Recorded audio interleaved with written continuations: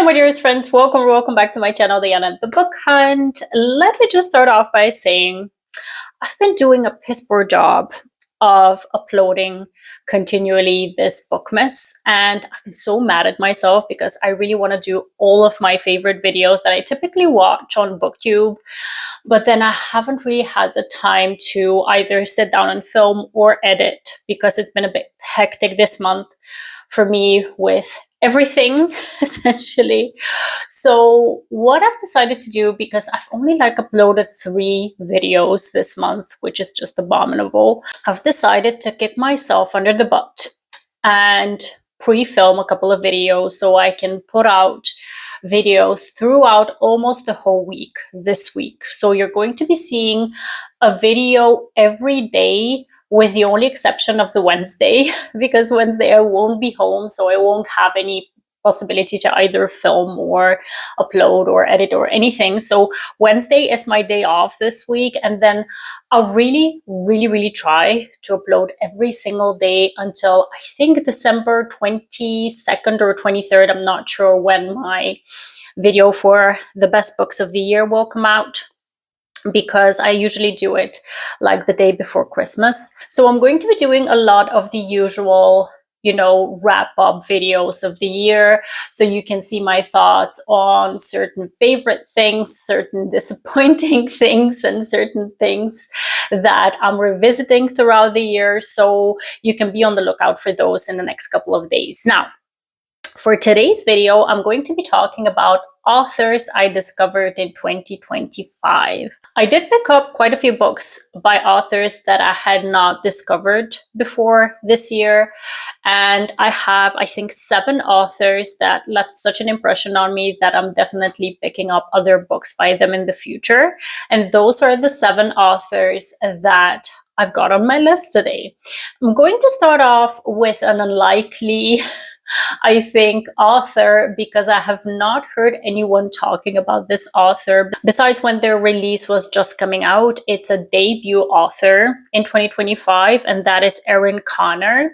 She came out with a book called Unromance, and it came out at the start of the year in January. So I think that that's why not a lot of people have been saying anything about this book. A lot of people may have forgotten about this book, but it actually made an impression on me specifically. So I am looking forward to pick up more books by this author. Unromance was actually a book that I really thoroughly enjoyed, and I also have not talked about this book a lot on my channel, which is a shame. So I'm going to give it a spotlight in this video. It's a book that centers on a writer who has kind of lost her motivation and her writing mojo, and she goes to this bar where she is kind of sitting and having a drink and, trying to get her writing juices flowing. And in the elevator, she meets this guy who is actually going up to meet another woman. We don't know whether it's for a date or something else. And they strike up this conversation in the elevator where you immediately already notice that they have some kind of a chemistry. And the heroine is a bit of a black cat. He's more of a sunshiny character. And the way that their conversation goes and the evening in general leads them to this kind of an agreement where they're going to fake date for mutual benefits. He needs to kind of be more careful when it comes to his dating life, to not always trust that everything is as it seems to him, and she needs more romantic inspiration so that she can write her next book.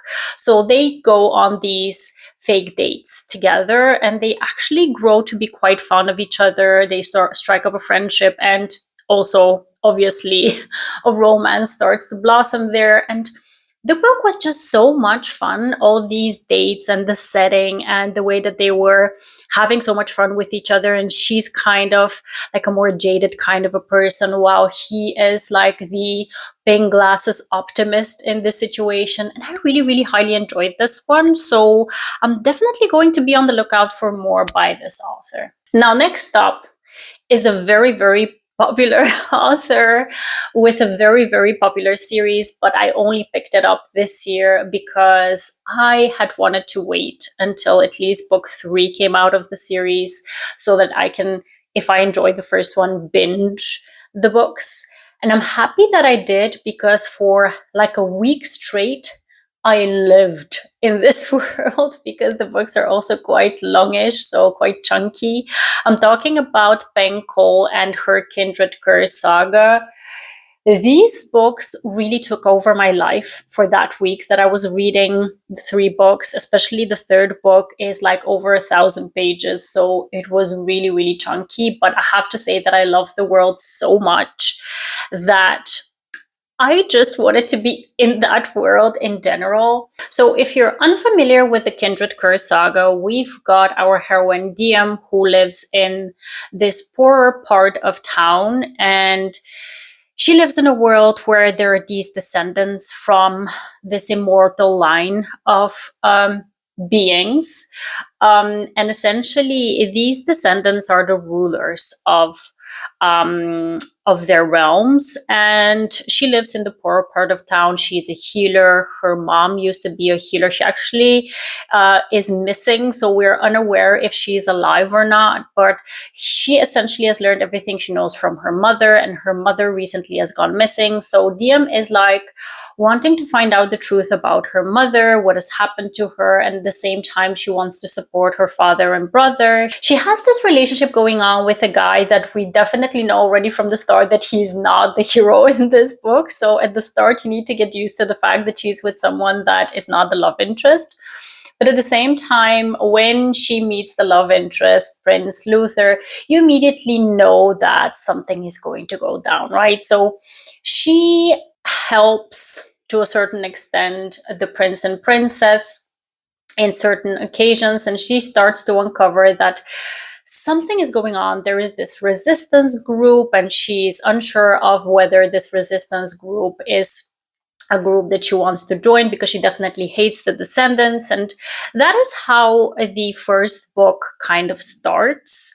And we go from there through book 2 and 3. A lot of things happen in this saga as it is, and I loved every bit of it. I loved the relationship between Diem and Luther. I loved her growth, her character arc growth. I loved the different settings in the 3 books. I loved the side characters. I loved the mystery in certain aspects of these 3 books. I was completely enthralled with these 3 books. So I'm definitely continuing on with the series whenever the 4th book releases. I think it's coming out in 2026. And I'm definitely intrigued to pick up more books by Peng Cole, because these books were just addicting to me. So I definitely want to consider more books by this author. The next author that I fell in love with this year is Julie Olivia. I read If It Makes You Happy in the fall of this year, and I just completely fell in love with it. It was so atmospheric and so genuine somehow. The relationship between the heroine and her close ones, not only like the relationship development between herself and her hero, but also her relationship with her sister, with her father, with her mother who passed away. Like the little glimpses of how her story, her past and her present are described, were just really hitting me in the right spot. And also the way that her relationship developed between herself and her hero was just splendid to me. It felt very organic. It felt very, I don't know, it felt exactly like the kind of movie that I would want to see.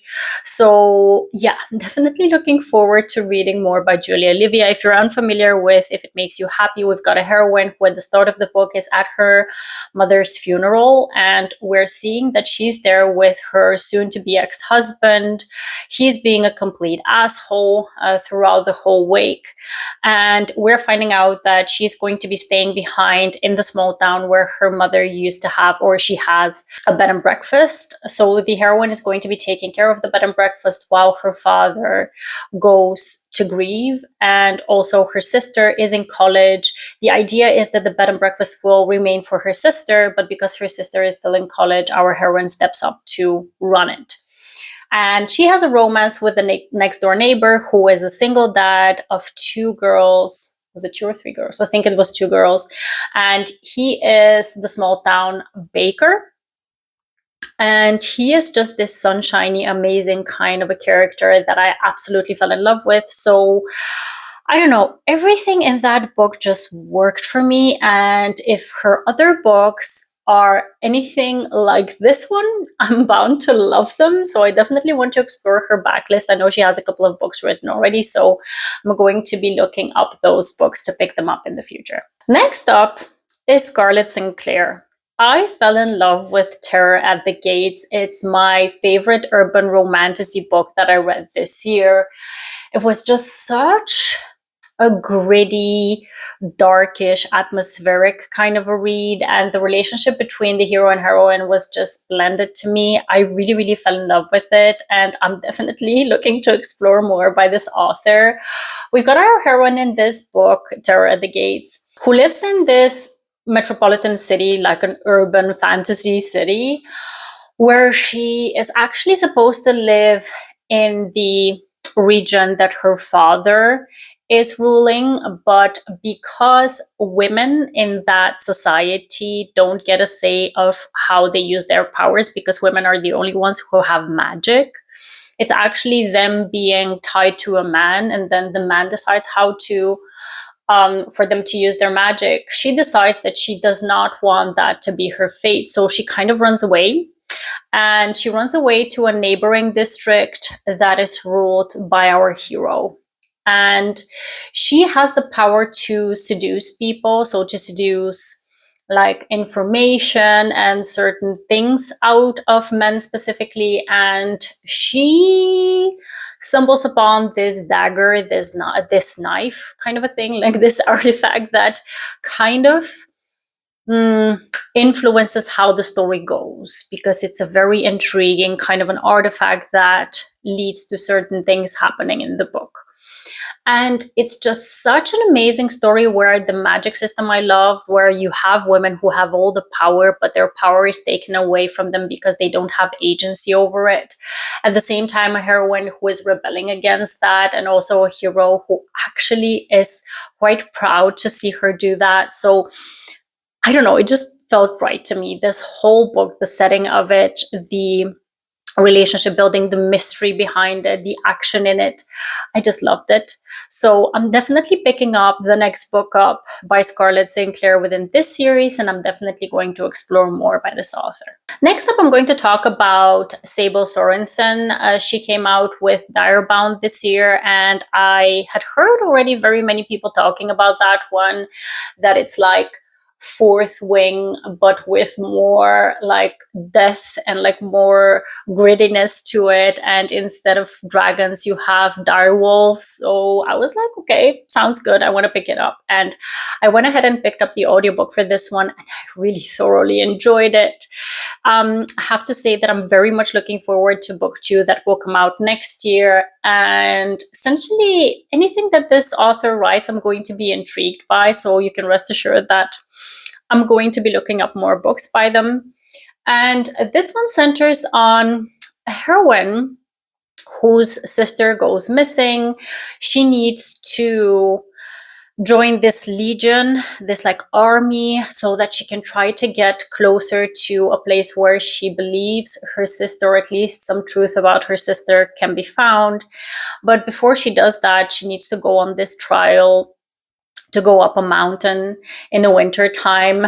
And if she survives that, then she can try out for the army. And what happens is, she doesn't know that once she passes that trial, that she actually is going to be selected to try out to get bonded to a dire wolf. And she actually doesn't want that at all, because she hates the bonded army people who are bonded to dire wolves in her society.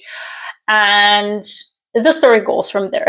Basically, I found that the academy setting because she needs to go into this academy at a certain point.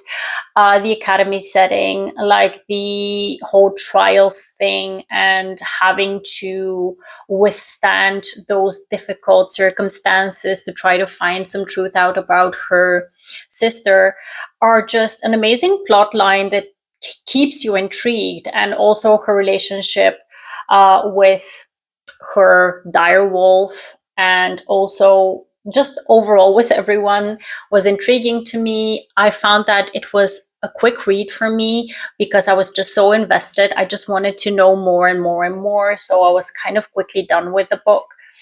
And yeah, like I mentioned, I'm definitely looking forward to more by this author. Next up, I'm going to talk about another debut author that I fell in love with this year, and that is Lane Fargo. The Favorites by Lane Fargo was superb to me. I really love the fact that I picked up the audiobook for it because it was really a production. It's a full cast narration, and I just fell in love with it. And I know that this book may not be loved by everyone because it definitely takes some time to get into it. Like the first 50% of the book, you will hate the heroine in this book. She is so unlikable and so toxic and so just not a person that you can like. So I can completely imagine that not everyone will love this book.